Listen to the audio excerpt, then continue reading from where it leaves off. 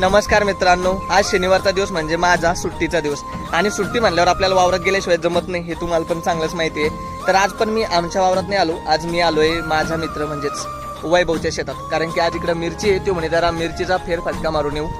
तर दाखवतो तुम्हाला आमच्या वैभवची मिरची कशी आहे. तर ओ यार, काय मिरच्या खवरायला काय बाबा? नाही रे भुईमुगाची शेंगा आहे. म्हणलं का मिरच्या खवरायला लय जबरदस्त माल लागले यंदा मिरच्या यायला. भाऊ बी 6,000 नाही का? हो 6,000 7,000. बाप, नुसता मालावाले भाऊ यंदा मिरच्या वाले. पण कुठं मोठं कोकडा आहेच गडा. नाही थोडाफार तर असतोच. यंदा मिरच्यावाल्या शेतकऱ्याची मजा आहे भाऊ, नुसते मालामाल, पण त्याच्यात मेहनत बी तेवढी असते बरं का. मला शेवटी एवढंच म्हणायचं मित्रांनो, जर एक एज्युकेटेड माणूस जर कधी शेतीत उतरला ना, त्याच्यासारखी दुसरी कमाई कुठेच नाही. या कोकड्यामुळे जरा मार खातेच नाही का मिरच्या. मित्रांनो, मला तुम्हाला एक विचारायचं आहे की तुम्ही पण मिरच्या लावता का आणि तुमच्या तिकडे पण हा असा कोकडा पडतो का? याच्यावर काही उपाय असेल तर कमेंट्स मध्ये नक्की सांगा. आणि तुम्ही मिरच्या लावता की नाही ते पण कमेंट्स मध्ये नक्की सांगा.